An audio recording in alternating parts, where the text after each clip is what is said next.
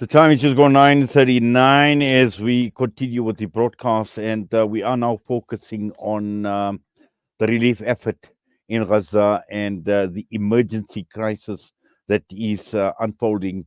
Now, we've heard of partly a humanitarian corridor that has been opened. There have been a certain number of vehicles that have been allowed into Gaza to provide much needed relief. Remember, at one point in time, not a single drop of water, not a single grain of food, not a single bottle of medicine or a tablet or a capsule, whatever you want to call it, was allowed in. But right now, as we are learning that there is some relief, although it's not enough, but some relief is being allowed. And this is what we need to start thinking of after having witnessed, after having been overwhelmed of 4 weeks of brutality. Can we imagine what is the state of on the ground right now with the people of Gaza? And we've heard about fuel running out in hospitals. We've seen, people starving. We've seen people rationing water. Yesterday, we heard of people actually drinking seawater, salt water. Now, this is the dire situation, and this is where our relief organizations have got into gear in preparation of providing much relief, much needed relief to the people of Gaza. And this is the reason why we are talking this morning with Islamic Relief South Africa's HOD Fund Development, Abdul Aleem Gamza. Abdul Aleem, Assalamu alaikum wa rahmatullahi wa barakatuh, and welcome. Wa alaikum salam wa rahmatullahi ta'ala wa barakatuh to yourself, the Nayat, as well as the listeners of Salam Media. Yes, the situation right now on the ground, we know Abdul Halim is dire. It's extremely dire. It's getting to critical levels. And also, I know you've got your teams on the ground, but just to give us an overview on the ground in Gaza, from what you are hearing and from what the feedback that Islamic Relief South Africa is getting.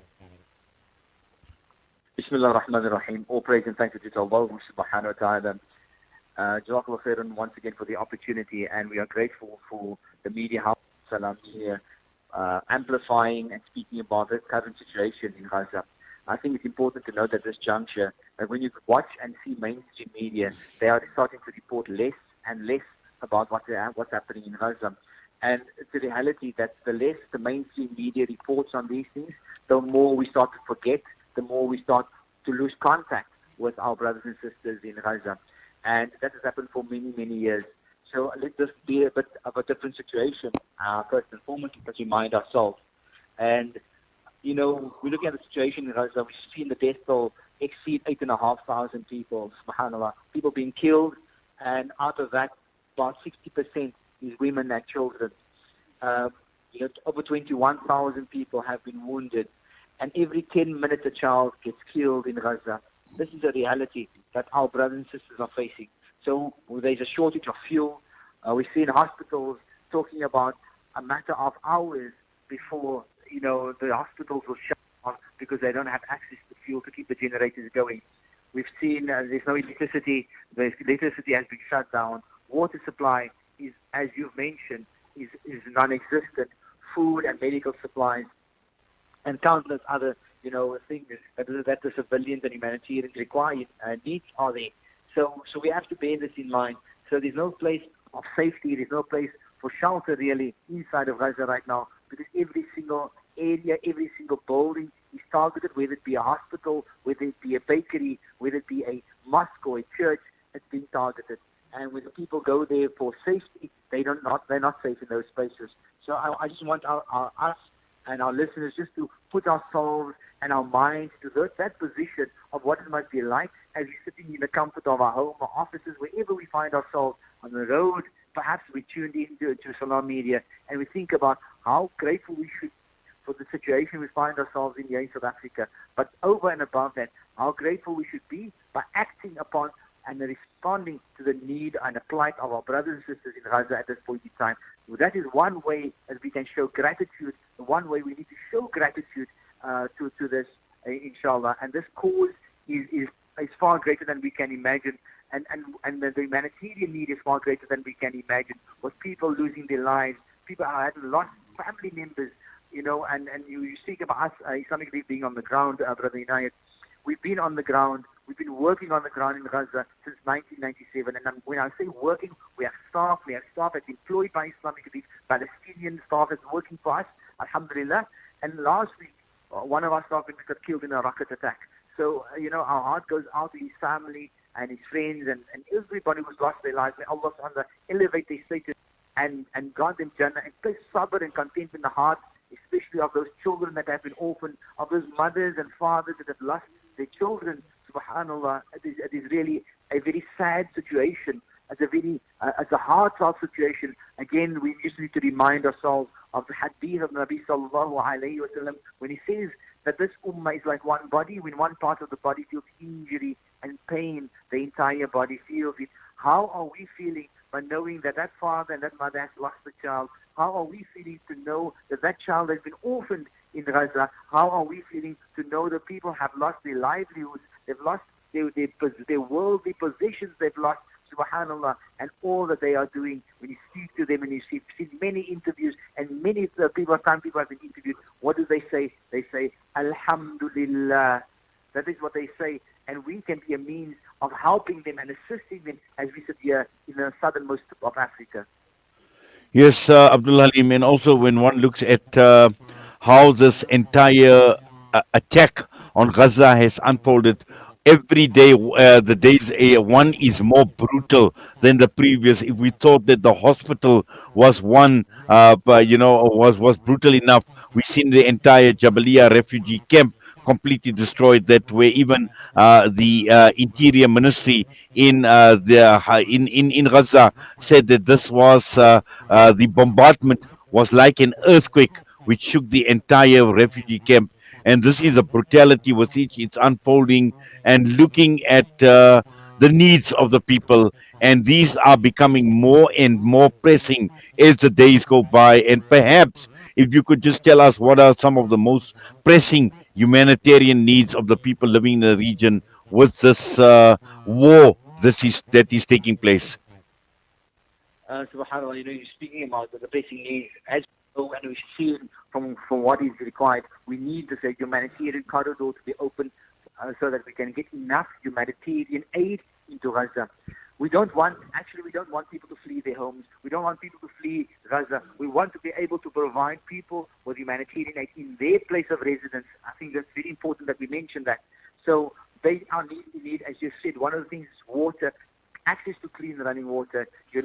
With the water production and Islamic Relief, over the years that we've been there for 26 years, we've built water plants, we've built water purification systems. These have all been obliterated over this period of time. And subhanAllah, we can only imagine what that must be feeling like when you don't have access to water. When we open our taps, wherever we find ourselves in South Africa, we open our taps and perhaps the water has been cut for whatever the reason, they're working on the pipes.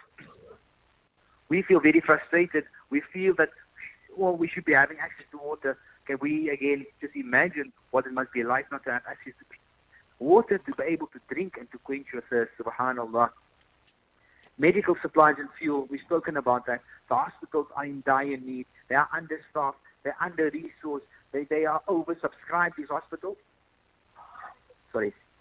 They are oversubscribed, and there's not enough beds. There's not enough doctors to be able to see to the amount of injured, subhanAllah. So that is definitely a requirement, and it's food and basic necessities that people need, because these are things that people need to sustain themselves when they're moving from one side of Gaza to the other side. They need this assistance. They need this help.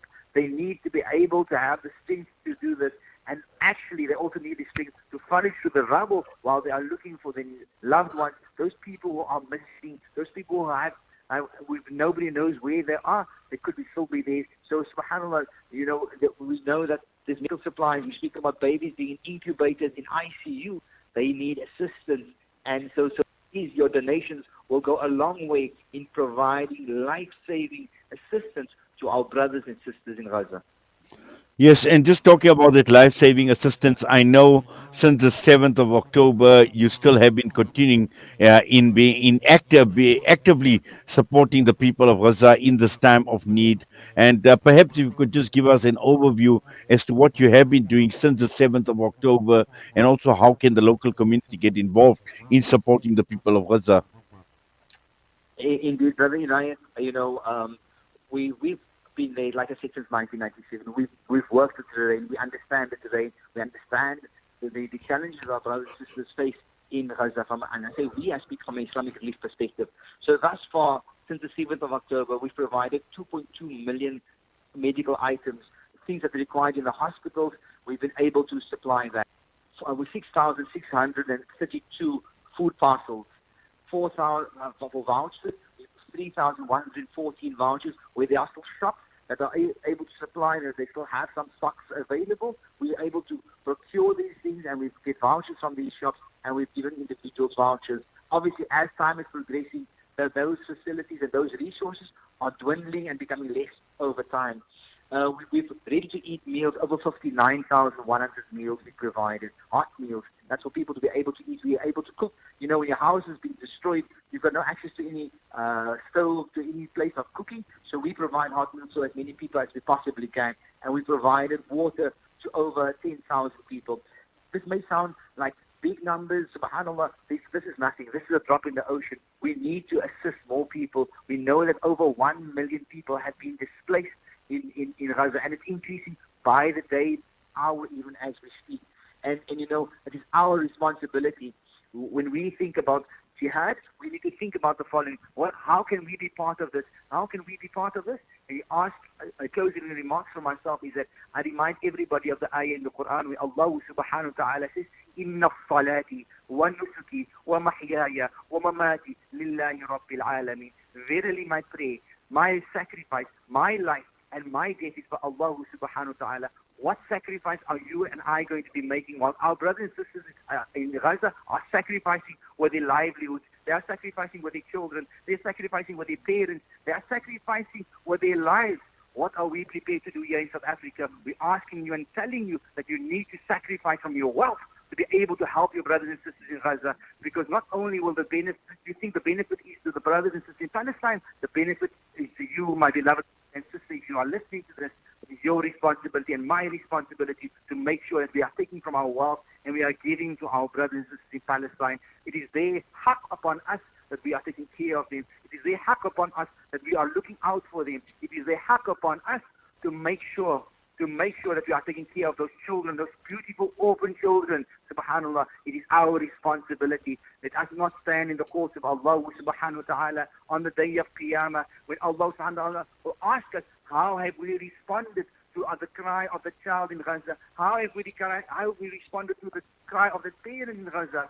Let us not stand and say we did not hear the cry, because verily we've all heard the cry, we've all heard the plea, and let us start giving freely. Allah subhanahu will give us multiples in return in this world and in the year after. My beloved brother, it is very important that people understand the seriousness, the severity, the urgency of this particular message and how we need to respond. We are ground at Islamic Relief. We have responded, we are responding, and we will continue responding as long as Allah subhanahu wa ta'ala gives us the strength and the resources to be able to do that. And that's why we depend on every single person that's listening to this.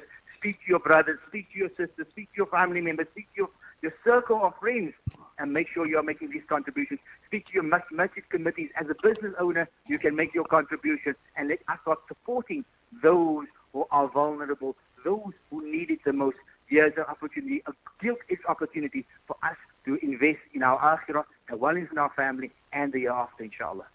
Inshallah, Ameen. And all the information is available on your website, Abdul Aleem. It's available on our website. It's on www.islamic-relief.org.za. Go onto our website, make your contribution. Give us a call on 0800 111 898. If you have any questions, if you need clarification on anything, we will field your questions, we'll answer your questions. If we don't have answers, we'll come back to you with the answers. But I'm certain that we were able to clarify everything that you have. Any questions that you may have, we will be able to answer that, inshallah. Inshallah, Jazakallah khairan so much for that, Abdul Aleem. Allah subhanahu wa ta'ala accept, Allah reward your efforts as well. And yes, we do encourage our listeners, our viewers this morning to get onto your website, inshallah.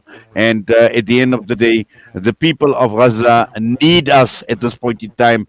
We cannot be there physically, but there are many other ways we can actually make sacrifices to assist them and to relieve them. And this is going to be huge, it's going to be massive, but in whatever small way we can do it, Allah subhanahu wa ta'ala knows us. Allah subhanahu wa ta'ala knows what our intention is, and Allah ta'ala will accept from us. Jazakallah, as always, Abdul Aleem. Assalamu alaikum wa rahmatullahi wa barakatuh. Wa alaikum salam wa rahmatullah.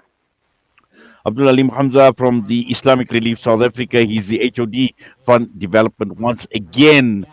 Emphasizing on the dire, on the critical situation that the people of Gaza find themselves in. We're going to go for a break. Next up, we will be talking about another initiative creating the awareness for Palestine. We're talking about Paddle for Palestine, and we'll be talking with Nakia Valley, who is a representative and also founder of Smiles, Rahima Kaka.